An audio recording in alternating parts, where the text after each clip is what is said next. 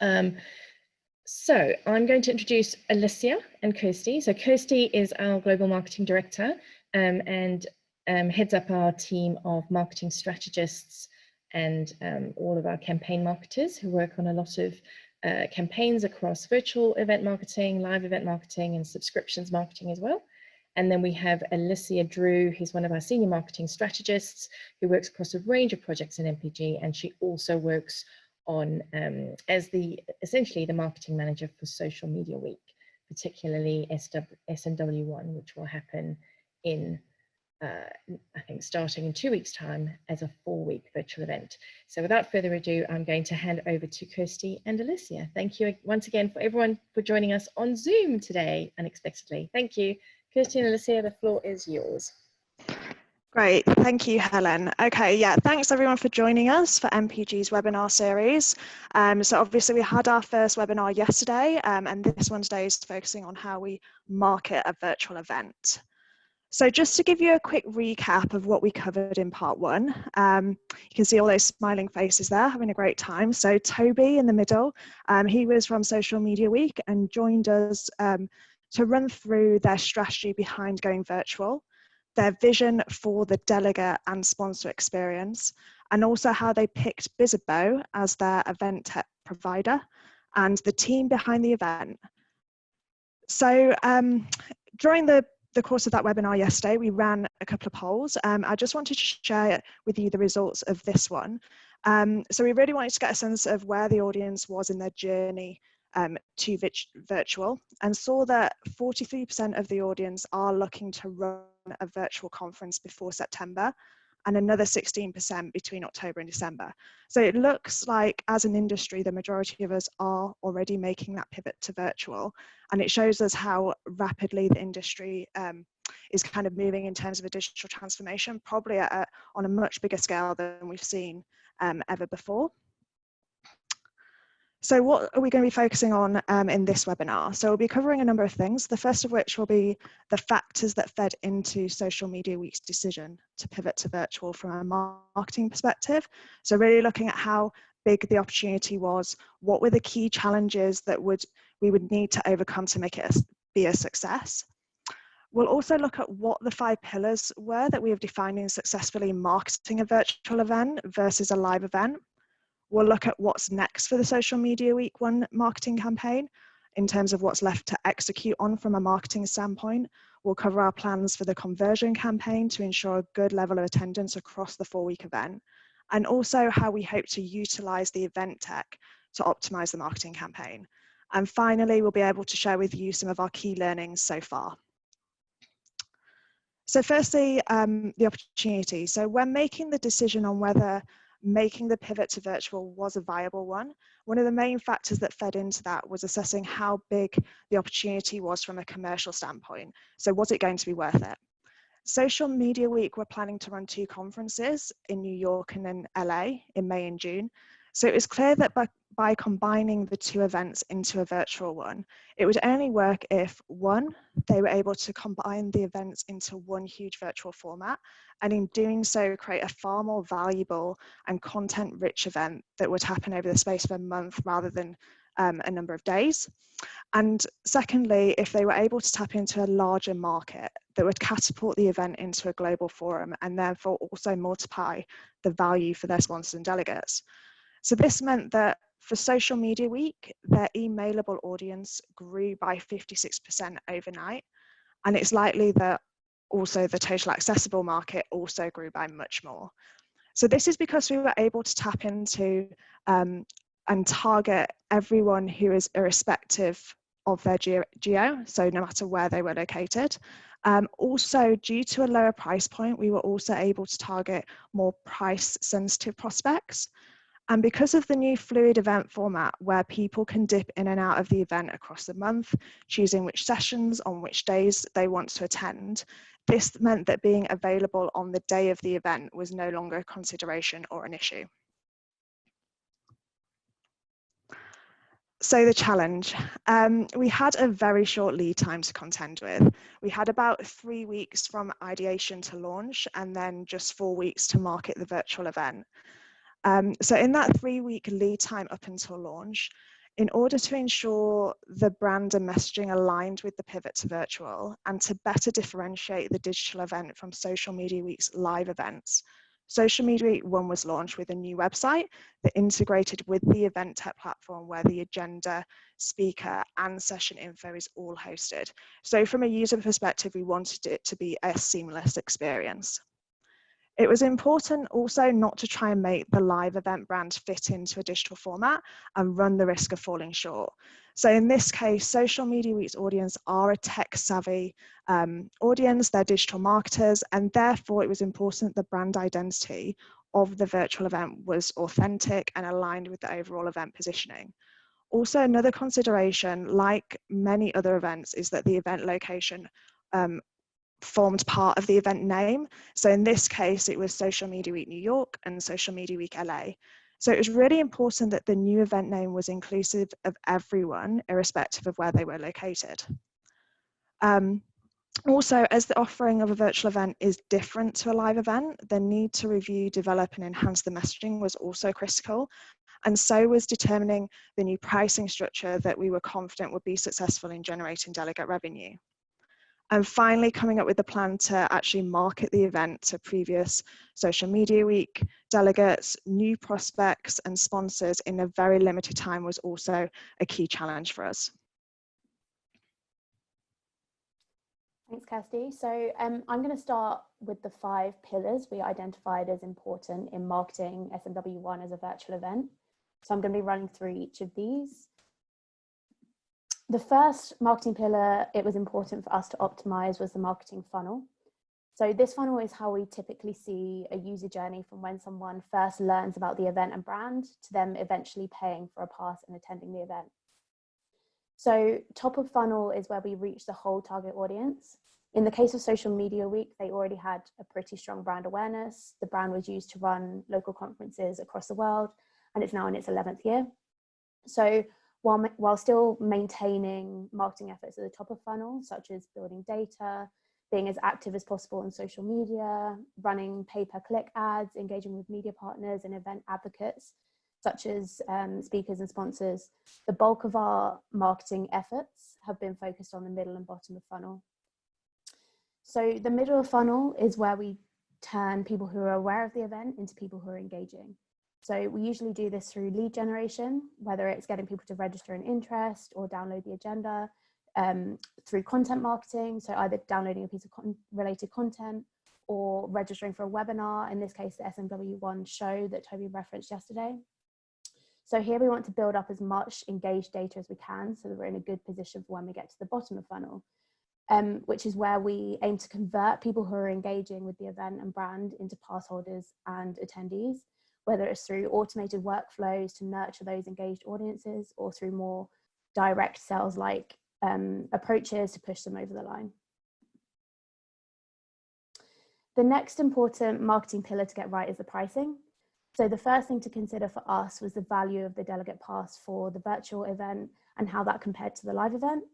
Because the delegates can still access the same valuable content that they would have paid for at the live event, in addition to those new networking opportunities with a larger pool of people, we chose to charge for tickets. But we suggest conducting research, so speaking to your core audience to see if they'd be willing to pay for a virtual event. Also see what your competitors are doing. Are they running virtual events and charging for them? How does your virtual event offering compare to theirs? Also think about what additional incentives you can provide to delegates to justify the pass price. So for Social Media Week, they have access to on-demand content and session recordings for 12 months after the event. Also, Bizzabo and some other platforms offer a referral incentive scheme where the pass price that someone pays is partially refunded if people register using their referral code. So it gets people sharing the fact that they've registered with their networks. Also thinking about how we could retain revenue from existing pass holders. For Social Media Week, existing pass holders were given a number of free passes for their colleagues, depending on whether they had a premium or standard pass, or to transfer their registration into 2021 or to get a refund. And then another thing to consider that we've seen some people do is building their event into an annual subscriptions package. So people pay for a yearly subscription and get the digital content, including the virtual event, as part of that. So there are a few different ways to approach the pricing. Interestingly, in yesterday's webinar, we ran a poll to see what thoughts our audience had on pricing for virtual conferences that used to be paid for live events. And over half were planning to charge delegates. Only 15% said they wouldn't be charging delegates, and 17% were still undecided. The next important thing to consider when running a virtual event is how the messaging should be adapted. So consider the live events USP and whether that will change with a pivot to virtual. For delegates, we found the benefits of attending we had developed for Social Media Week live events only needed to be tweaked now that the event was virtual. So thinking about what attendees will learn, who they can meet, how the event addresses the challenges they experience in their roles. We also incorporated additional messaging to address the current crisis and uniting the industry to provide insight on what's happening now. The pass package was the thing that changed the most. So what's included in their ticket? For example, on-demand content, virtual hangouts and matchmaking instead of networking lunches and drinks receptions that we had previously. But for sponsors, there was a whole new value proposition and sponsor packages available. So we adjusted the messaging to make it clear that they can now access a larger, more global audience for them to get their brand or solution in front of. And then one thing that's really important in getting the right message to the right person at the right time is audience segmentation. So most of the emails we send out are segmented in some way, so that when someone reads an email from Social Media Week, they're convinced that this event is for them. We tend to segment in a few different ways. So by behavior, so whether they're a past attendee, for example, or whether they downloaded a piece of content on the website or clicked a previous email. By seniority, so for social media, we target all seniority, so leaders, strategists, and practitioners, and all would be interested in different sessions and have different reasons to attend. And also company type, so whether it's brands, marketing agencies, or tech providers, and they'll also all attend for a slightly different reason. Then we have the campaign execution, which is mapped out in this communication schedule where we've plotted the activity by channel and by week. So we know who is doing what and when, and the messaging is aligned across all channels that are being deployed in a particular week. And the most important channel for the bottom of funnel revenue generation piece is email marketing and the direct sales campaigns. The other channels are all important in generating engagement and leads, but we find that email is the most effective for generating revenue. As the event's taking place over 4 weeks, we're anticipating a lot of opportunity to continue selling passes while the event takes place and also after the event, as people can still watch the on-demand content. So we planned an activity for that. We'll be running additional PPC campaigns to a more global audience, so targeting countries that we weren't targeting before, which is a good opportunity to bring in people from across the globe. We found when putting the rest of the plan together that it's much like a live event marketing campaign, but in this case, due to limited lead time, a lot of the activity is condensed into a short space of time. And then the final important marketing pillar is that we track and measure everything we do. So we want to see which marketing activity is generating leads and revenue, so we can make an informed decision about what's working and what isn't, and adjust our marketing messages and activities accordingly. And it also provides all stakeholders with visibility of where we are against target, but also the wider picture of how people are engaging with the campaign through different marketing channels. And we also now have the opportunity to track event, so session and speaker engagement through the course of the event. So knowing which sessions, topics, speakers are most popular in real time. That level of intelligence is very hard to get from a live event, and it also offers additional level of insight for us as marketers, for the event organizers and producers, but also added value for the sponsors, depending on how you use it. So what's still to do? This week, we're planning our conversion campaign. So how we make sure people who are registered for the overall event actually attend individual sessions. Even though we're focused on driving revenue, there are still a significant number of complimentary passes that we need to convert at least 50% for the event to be a success. So whether it's through push notifications via the app, automated email reminders and add to calendar links for each session, we want to make it as easy as possible for people to log into the sessions they want to. We also want to create as much buzz as we can on social media. It is Social Media Week after all, so that people really feel like they missed out if they didn't tune into the sessions. We'll also be exploring what Bizobo can do and can offer in terms of automations and push notifications and any other features that can help enhance and integrate with the marketing. We're also continuing to use the SMW1 show, so the weekly webinar that Toby is hosting, to generate engagement and give a taste to people of what they can expect in terms of event content, the conversations that will take place, and also show off a bit of the platform. We also want to continue engaging with our community to turn our loyal customers into advocates for the brand. So getting them to share their involvement on social media with their colleagues where they can. So what are the things that we have learned so far that we can share with you? So it's been really important to build in a test and learn approach. As Alicia talked you through, with our regular reporting in place, we've been able to continually adapt our approach, focus and investment. So a specific example of this for Social Media Week is that we were finding that we're actually getting much better engagement with European audiences via paid for digital channels than US audiences. And this was a real surprise to us, given that the entirety of the event isn't running in a European time zone. So this means that now we are investing more time and money in targeting these audiences in Europe than we did at the beginning of the campaign.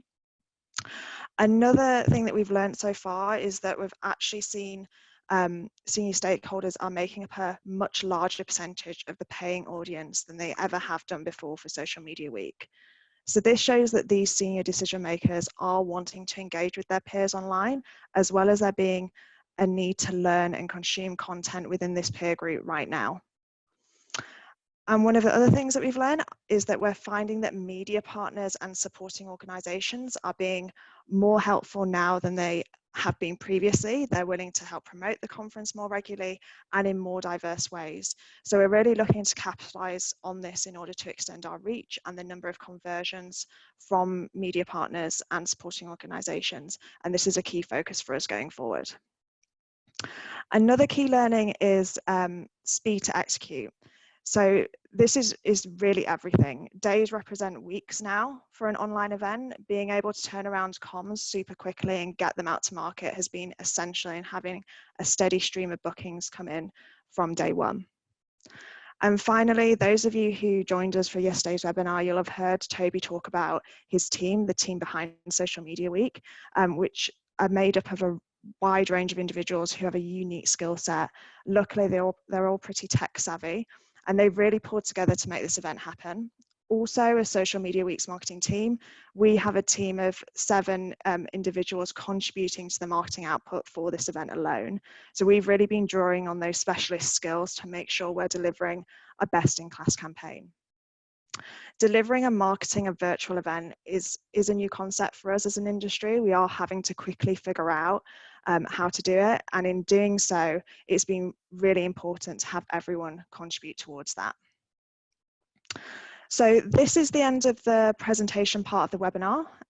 We'll have Helen come and join us back with video, so we can start answering some of your questions that I hope people have been submitting. I'll see if I can just move on. Hey guys, I'm back. Hi everyone. Hi. Hello. So I've been looking at the questions as they've come in. Have you two wrapped up your presentation? Is there anything else you wanted to? Yeah, good. Yeah. Okay. So yep. I can go through the questions if that's okay. So one of the first questions we've had is, how are the registrations tracking versus the plan for the virtual event and versus the live event in the past? So when we came to plan the registrations by week for the virtual event, we really had no past data to base this on. So we set a target for us for the early bird deadline for tomorrow, which is tomorrow, and then a target for the event, but we haven't really mapped out, like we would normally do, what the registrations would look week by week. And obviously the booking pattern is very, very different to the live event, which would be run over probably 30 weeks. Yeah, we'll know in the next few weeks how we've done in terms of hitting that target. Another question is, what price point are we charging for both delegates and sponsors for the online event compared to the live event? So the delegate ticket price is about a third of what it was for the live event. And then sponsors, we're expecting that we'll need more sponsors at a lower average order value in order to make up the revenue that we want to get from sponsorship. So yeah, the price that the sponsors are paying is probably lower than they would at a live event. I think a lot of the kind of, I guess, output of this event and what we're considering a success is, Alicia kind of touched on this earlier on, it's more about the scale of the event and the fact that actually a lot of the things that you can benefit from an online event is obviously it's a bigger accessible market. So ensuring that we're having a good number of people sign in to the sessions throughout the campaign is really important. And obviously, therefore, that's kind of reflected in the pricing in terms of actually getting people to pay to attend. However, you do lose some of the intimacy and the fact that, you know, people might not sign into every single session. So that was also taken into consideration in terms of the pricing as well. Yeah, another question we've had is around Bizzabo and what our opinions on that compared to other virtual event platforms. So I don't know if, Helen, you want to kind of give what you think people should be looking for when they are looking for a platform for their event. So thank you, Alicia. So first of all, Bizzabo is untested and untried, just like most of the virtual event platforms out there, including Livestorm, which worked very well for us yesterday and then decided today to stop working an hour before this webinar. So I think the way to think about the platform is to first and foremost decide what you need based on what your customers need. So first work out what your community and your customers need. Do they need a long form event, like a 4-week event, the way Social Media Week is doing it? Or do they need a series of short, sharp webinars over 3 or 4 weeks? Or do they need a 1-day event that is actually going to run for a full day pretty much the same way a normal event would? So all of these formats are viable. And I think rather than commenting on a particular platform, most of which are untested, unproven, I think it's more important to match your requirements with the functionalities that the platforms offer. So I expect that Bizzabo is the reason why Social Media Week chose Bizzabo for their particular event was actually because they were already moving to Bizzabo as their overall digital platform. So they already, before coronavirus hit, they were already moving their websites to Bizzabo. And at that stage, 2 months ago, Bizzabo didn't even have a virtual event platform. It didn't exist. So Bizzabo very quickly put together some tech and partnered with another company called, I think it's called Cultura, who do live streaming. And between the two of them have come up with a partnership that is going to enable Social Media Week to run their virtual event over 4 weeks. It's the combination of the live streaming technologies with the Bizzabo platform, which hosts the Social Media Week website, as well as all the sessions, that is actually making this possible. But we also know of some event companies who are running live events, online events, who used to run live events, who are using other platforms like Zoom, like this one, like iVent.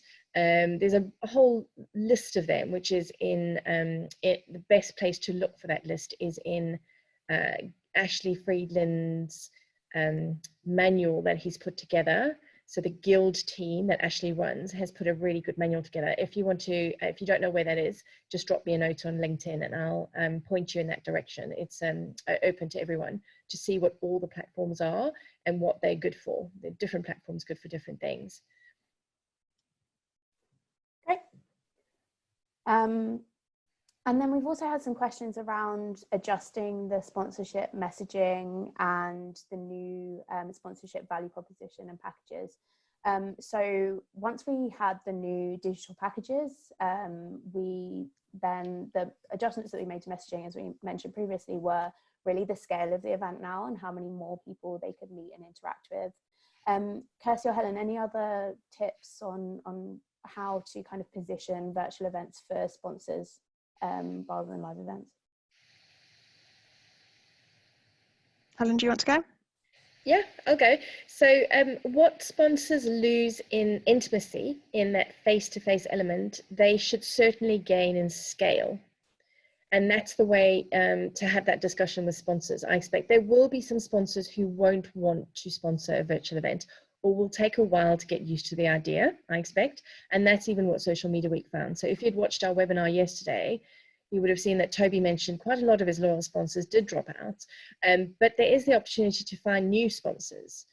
So companies that previously might not have sponsored your event because it wasn't reaching a global enough audience, for example, or your sponsorship was priced too high at a high rate for them. So what you can do with a virtual event, especially if you're enabling sponsorship of particular sessions or streams within your virtual event, is you can offer a package that's more cost effective, that's essentially cheaper for your sponsors. And the value that sits in that package is a little bit different in terms of how they present their thought leadership, how they present their branding, and certainly how the lead generation works. So it's worth thinking about the different elements that your sponsors are looking for, and then looking at the value for that sponsor, and then working on a price based on that value. And asking your sponsors what they value, who do they want to meet, and what do they want to achieve from your event. And certainly looking for new sponsors. I know that part of what Alicia is working on at the moment is lead generation for the Social Media Week team to find new sponsors. So we're running sponsor lead gen campaigns so that new sponsors can raise their potential new sponsors can make inquiries and very quickly be onboarded within the digital event. And that will happen even during the event. New sponsors might pop up and be onboarded for particular sessions and particular areas of the event. Yeah.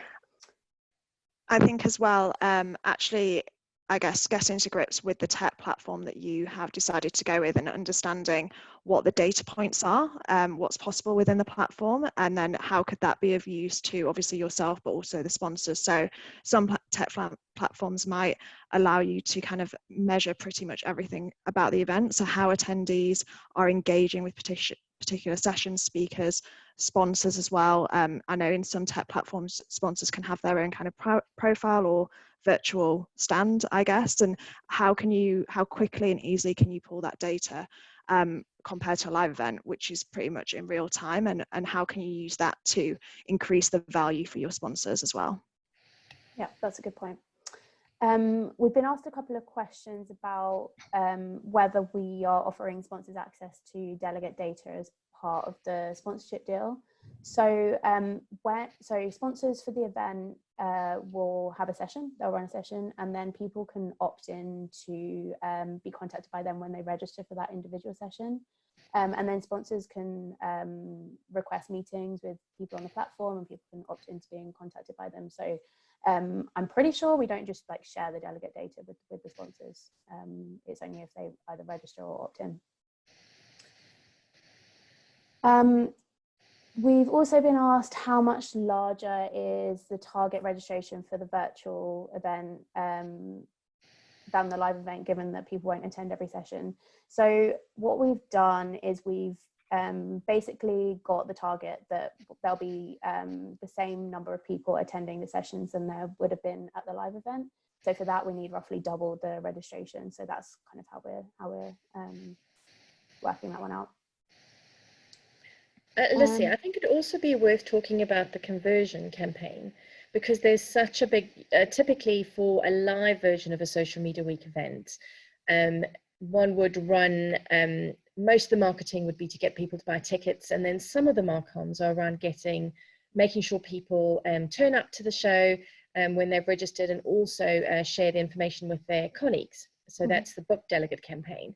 But for this particular event, being a digital event, there's a lot of emphasis on the conversion campaign. So getting people to actually attend once they've registered, whether they've paid or not paid. And there's a contingent of attendees who wouldn't have paid. So getting them to actually come to the event and log in and participate. I know our team has been working very hard in the last couple of weeks on particularly the PPC elements on the conversion campaigns, I believe. So it's probably worth talking through that. Yeah, so what we're doing with the conversion campaign is, firstly, we're setting up email automations that go to people once they've registered. Because once they've registered for the overall event, we then need them to register for individual sessions. So we're sending them emails with the sorts of messaging around, like, build your agenda, add the sessions that you want to go to your calendar. We also need them to download the app, because that's how we send push notifications. So we're trying to drive as many app downloads as possible. And then also what we are planning to do next week with social media is run ads to people that we know have registered with that messaging to build their agenda. So where they log into the platform and add the sessions they want to attend to their profile. So yeah, that's what we're doing around PPC. That's retargeting people that we know have registered with ads. And I believe one of the benefits of the Bizzabo platform is that the app is part of the platform, yeah. And all of this functionality of registering people for particular sessions and then having them build their calendar for the event and be notified via the app is all happening in the Bizzabo platform, all in one place. Exactly. Yep. Yeah. So this is where I think this is an interesting point around where marketing and product now come together. Mm-hmm. So what I've seen a lot of kind of some of the stuff we've been working through, some of the key strategies and tactics we've been working through with clients over the last couple of weeks has really shown us that for when digital events run, whether it doesn't matter what format they are, we really are seeing a convergence of product and marketing here. And the digital marketing platforms and the digital marketing tactics and campaigns really having to be fully integrated with that digital product. So this is where, again, our team has spent the last couple of weeks, it's very new to everyone. It's a brand new platform. Obviously, I've mentioned that Bizzabo's brought out. So spending quite a lot of time working out the best ways in which to get that customer journey fully optimized and engineered in a way that the right messages trigger at the right time to the right people, and making sure that not only are the mechanics of that working, so that automations are working in the right way, but also that the messaging is really strong, that the design is really strong, that the overall marketing is very compelling. So not just being kind of tied up with the mechanics of it, but also being really focused on getting exactly the right message to the right people in the right way, in a very compelling manner, and making sure that when they go on their journey from an email or a social post or a PPC ad to the website and through the website and navigating their way through their journey of building their calendar, etc.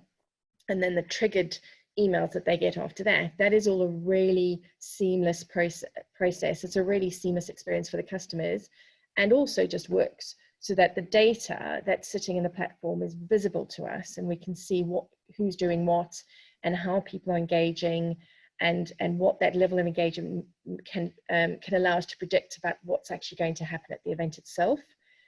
So this is where those digital marketing skills are really, really key. And I think it's really interesting. Yesterday on our the webinar, we ran a poll, and I think 26% of the participants, so 59% of the participants were planning to run a virtual event this side of Christmas, so during 2020.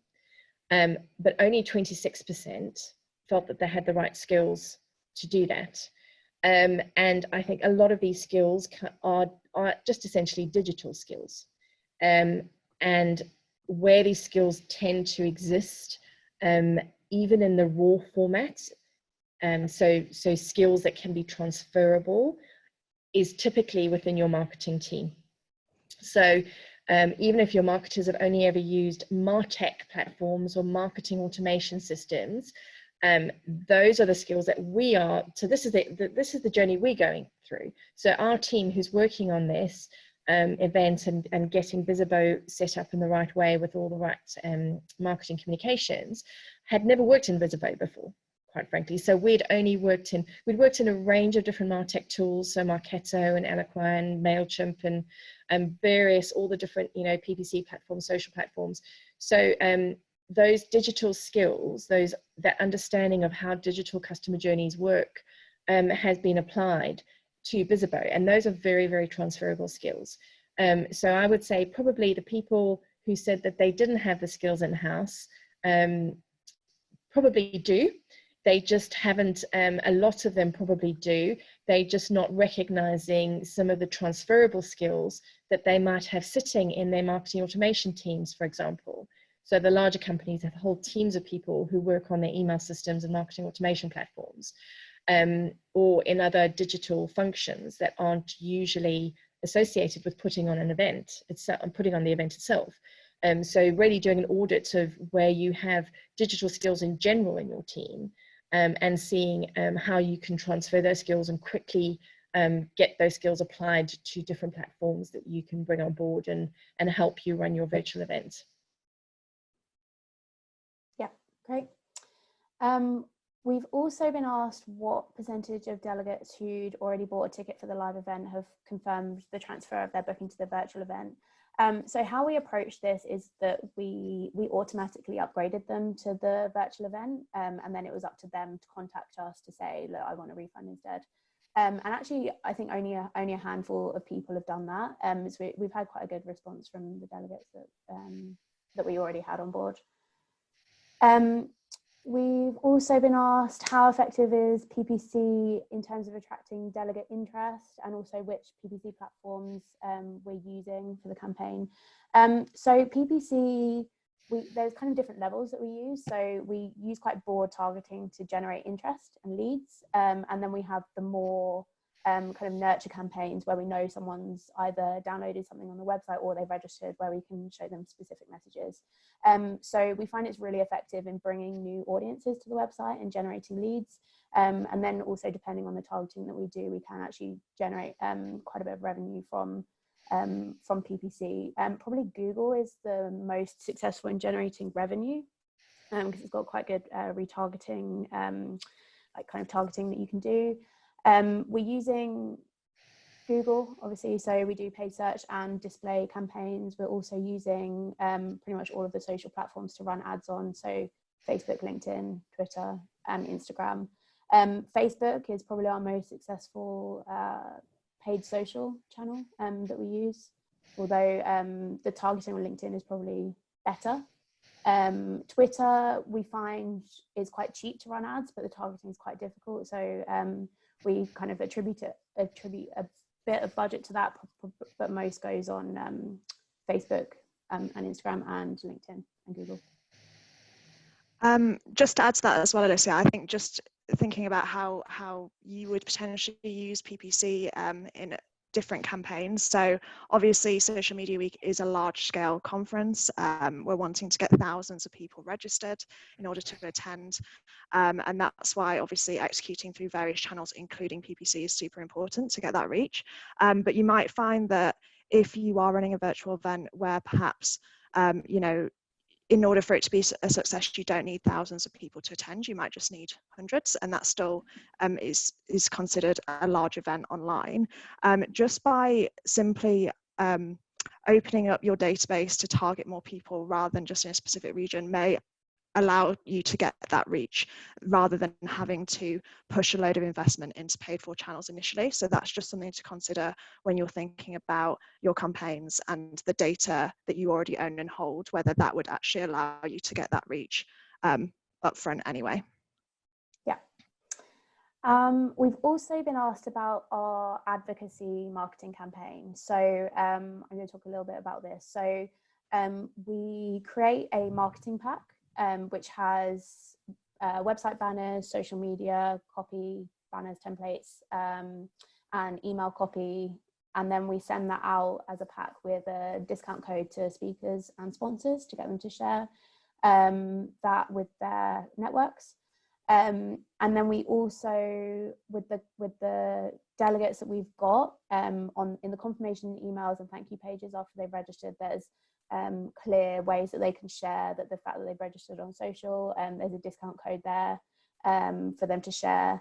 And then we also, when we're sending those book delegate campaigns, so the emails to people that have already registered, along with getting them to build the agenda and download the app, but also saying kind of share this with your colleagues, bring along anyone that you want to join you at the event. So that's how we approach advocacy marketing.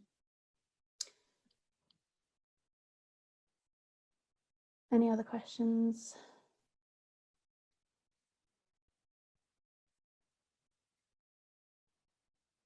How much do you spend on digital advertising through the social platforms? So I think we had a budget of probably about, I think, 10K for the live events, and then we probably halved that for the virtual event. But because it's over a short period of time, but we're still able to target everyone that we want to with that budget. So we don't have any other real direct marketing spend, like we don't do a direct mail or anything like that. So yeah, PPC is probably the biggest thing that we invest in terms of the direct spend on marketing. And I think, Alicia, there's a question on, has that spend changed since moving from live to virtual as well? So in terms of how we're doing that investment. Yeah, so actually probably the spend per day has increased. We did cut the budget just because the event was now, the marketing campaign was now over 4 weeks instead of a lot longer. But yeah, the cost per day has probably gone up 2 or 3 times. So we can fully invest in bringing a more global audience to the website and event. I think if we were to, say something about the spend overall. So again, those of you who attended the webinar yesterday would have heard Toby talk about the fact that one of the reasons why it's been possible to reduce the delegate rate so much to 1/3 of what the in-person ticket would be is just because the venue costs aren't there. And any event organizer will know how huge the venue costs can be. And every time you add delegates, you add cost. So the thing about the digital event is every time you add the delegate, there's no additional cost essentially. So, so the way that you allow, you are able to then kind of exponentially grow your profits after you reach a certain point of revenue is quite significant. It is fair to say, and again, Toby would have alluded to this yesterday, is that the virtual event, especially because it is so new to everybody, isn't going to generate as much revenue as the live event. And I think that's a really, really important point to note. So people should not expect, especially the first time they take a live event virtual, don't go in with the expectation that you're going to achieve the same level of revenue as you did for your live event, but also understand that your costs will be significantly lower, particularly those in, those live costs. So the venues, the AV, that kind of thing. You just don't need that cost anymore. All your cost is essentially going into digital platforms and skills. So so we didn't actually see the marketing budget overall. If we thought about that, we were originally marketing 2 live events, and then those 2 live events were replaced by 1 virtual event, and like for like, the one event the marketing budget hasn't actually gone down. So the marketing budget is the same for 1 virtual event as it would have been for 1 live event, but to be really clear that most of that spend is going into the cost of people creating campaigns, writing copy, putting the right kind of automations in place, getting the digital engineering set up in the right way. So it's not a matter of just throwing a lot of money at PPC clicks or any other kind of direct, what you'd normally call direct spend. Most of the spend, the vast majority of it, has actually gone into the manpower and the digital skills that has to bring all of those campaigns together and make sure they all run seamlessly and work as well as they need to. So that's a really, really important consideration. So I would recommend not reducing your marketing budget, because you actually need more marketing when you're marketing a virtual event, because you also have to do a lot on conversion campaigns. But certainly don't expect to spend the same on other things, and don't expect to have the same revenue as for a live event. What I predict will happen is that over time, as our organizations become more used to running virtual events and the value becomes clearer, and we create, that kind of value-based discussions, become more confident with sponsors and delegates about the value of virtual events, that revenue will start growing, because we'll have worked out the model. So our kind of mantra at the moment is to work through 3 stages. And this is something that I think is really worth considering for anyone who is currently in a position of running live events and moving to virtual, the 3 stages are engage, number 1, number 2 is monetize, number 3 is scale. So engage, make sure that you are delivering value to your clients in the short term by engaging them. So even if you don't generate the same level of revenue on profit as you used to do, or you were expecting for your live events, engage your audience, serve your community, make sure they're engaged with your brand and your event. So that's number 1. And that is the main reason why Social Media Week decided to run SMW1. They made a decision not to just cancel or postpone their event, because they saw how important it was to continue engaging with their community and to continue serving their community at this time. So a brand that is incredibly community focused, that is there to serve its community, Social Media Week decided the most important thing to do in May and June was to support its community. And by running SMW1, that is what they would be able to do, even if the revenue or even the profit wasn't necessarily going to be there at anywhere near the scale it would have been with live events. Some other event organizers are just postponing or cancelling and going, well, we'll see you again when we can run live events. My opinion, and I think it's shared with everyone in MPG, is that's a big mistake. You need to be serving your community, engaging with your community, even if the revenue and the profit might not be there in the way you expected it to. So that's that first engage step. The second step is monetize. So once you've worked out how to engage your audience digitally, and possibly through some hybrid formats later in the year or early next year, then you monetize. Then you start working out what that value is and what the pricing is and what the packaging is. But you need to test and learn. There's a lot of test and learn there. So you need to build it and invest before you can work, and invest in engagement before you can work out what people are engaging in and therefore how to monetize that. So the investment does need to go in up front. So that's the second step. Once you've worked out how to engage them in the first step, then the second step is monetize. And I expect that monetize step is going to happen in the second half of this year. Once, certainly, at a later stage, towards the end of the year, early next year, we will work out the monetize step. And then the third step is scale. So once you've worked out how to engage them, how to monetize them, and you've done all that test and learn, then you can scale. So assuming that you can just go from live event scale to virtual event scale and keep all the revenue and keep all the profits is really very unrealistic, and you're setting yourself up to fail. And if that's what you're promising kind of your bosses, you can't do that. Make sure that you kind of go right back to the drawing board and right back to the beginning of why you exist in the first place and what's going to engage your community, and then work through those steps. And those steps will take time. So it will take time to engage your audience properly digitally. Then it will take time to work out your monetization model. And then once you've done that, you can scale. And then once you get into that scale phase, that's when you're really going to see the incremental profits that you're able to generate. And then when you can bring back the live portion of your event, the kind of face-to-face elements, those will have even more value. Because they're going to be kind of premium live experiences and things that people will really value more than ever before. So it's about taking yourselves through that journey and then making sure your marketing supports that journey. So the engaged part of the journey is all about content marketing, and making sure you know who your audience is, who your community is, and you reaching them in the right way. And then that kind of marketing supports that journey as you go along. And the only way you can really work out how to scale, to monetize and scale, is if you're measuring. So I think I'll stop talking now for a minute, and it'd be good if, I think it would be beneficial for the audience to hear, Alicia, that measurement piece. So we kind of we had a report going, a lovely metrics report going for the live events, and that was completely torn up and rebuilt from the ground up by our analysts to be able to measure the right things as we go into SMW1, the virtual event. Yeah, so we've actually had a question about this anyway. So how do we measure the campaign? What are the main KPIs we look at? So every marketing channel that we do, every campaign that we send out, we track and we measure.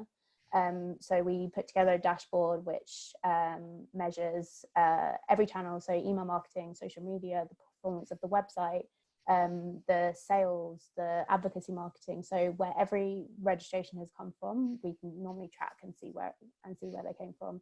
Also tracking engagement, so as well as revenue and delegate booking. So where are leads coming from, which campaigns, which messages are generating the most leads. The engagement rates with emails, so open rates, click-through rates. So we can begin to see and make informed decisions about what marketing messages are working best. And it's worth saying, I guess, you know, as a little some guidance, I guess, to the people who want to do that kind of thing. So the way we do it is we built the report, and then once a week it's fully updated and scrutinized and analyzed, and all the stakeholders get on a call and spend about an hour discussing the report, what the data points are telling us, what we can't see from the data, what we need to go away and investigate a little bit more, and then really make really strong data-led decisions based on that report. So we're not kind of just having to guess what's working and what isn't, and we're not having to guess how many people will kind of turn up and engage with the actual event. Having good data and quite a lot of detailed data in the report that then we can draw up to a high level can give us quite a lot of confidence in understanding what is likely to happen during that event itself. So that forecasting of what's likely to happen next is really, really key. And then also that data will be incredibly valuable when we run the next virtual event. It's, you know, if SMW1 is a success, which, you know, at the moment it looks on track to be, then understanding from the data what drove that success and what were the key things is, you know, not everything's going to work. There will be some things we tried and did that haven't worked. So it's really important to understand after the event, we'll go back and do some more analysis and work out like what were it's probably the 80-20 principle of all the things we did, what was the 20% that really worked best? And so we can dial that up and really kind of, again, double down on that for the next virtual event. So I think that's a really, really key kind of long-term strategic benefit of having all that data in place as well. Yeah, I think just picking up on kind of what are the main key KPIs we're looking at, I think that's a really important one in terms of, especially as there is no historical data, so how are we assessing early on if we're doing well or not? And I think some of the main things there are definitely volume of leads that we're generating for Social Media Week 1 in particular, and also how those have started to convert. So I think at the moment, our kind of benchmark for that is 10 to 15%. So if 10 to 15% of the leads that we generate convert by the event, then we've kind of hit that key KPI. We're also looking at how many delegates we're able to retain from the live events that happened last year to come onto this virtual event. Obviously, you do it based on the event last year, but we don't have that data. So we're looking at how many kind of previous Social Media Week delegates from the live events we're able to retain and measure ourselves against that. So on an individual level, we're hoping to retain 20 to 30% of delegates, and on a company level, so people coming from companies that have attended in the past, a 30 to 40% retention rate as well. And then obviously we kind of have high level targets that we're working towards, and kind of just general engagement rates across kind of key channels as well, to make sure people are responding in the right way, you know, engaging with emails, engaging with social posts that we're kind of measuring all the time. Do we have time for one more question, Alicia, before you guys wrap up? Yep, I think we do. We've had a question about the 365 audience community engagement, and understanding that what this event is just one touch point throughout the year. So this is absolutely spot on. So Social Media Week run 3 annual flagship events, so in New York, LA and London. They also have a weekly newsletter, and they've launched the SMW1 show, which is a weekly webinar where their community can get online and engage with their speakers and with Toby. So absolutely, the priority should be engaging with your community year round, and having the event as part of that. And I think the opportunity around the online events is that obviously when people buy a ticket to attend Social Media Week 1, they're also buying almost a subscription to the content for the full year. So even after May, after the event has happened in terms of its live format, people will continue to be able to consume sessions and content that came out of that event all year round. And that's really kind of strengthening that kind of 365 community engagement all year round. That's much harder to do with a live event, essentially, because the content's much harder to package up and put on an online format for them people to consume year round. So that's really kind of helping in that engagement from a community standpoint. Okay, are you okay for me to wrap up, guys? Yep. Yep. Good for me to wrap up. Thank you. Thanks so much, Alicia and Kirsty, and all your hard work on the campaign itself and the strategy itself, which has resulted in all of this knowledge. So before we wrap up, we will be making the slides available afterwards to all registrants and the recording as well. And just to mention as well, something Toby mentioned yesterday and relates to Kirsty's final point, which is that value. So that kind of 365 engagement. How do you create engagement? That first step in engage, monetize, scale is through value creation.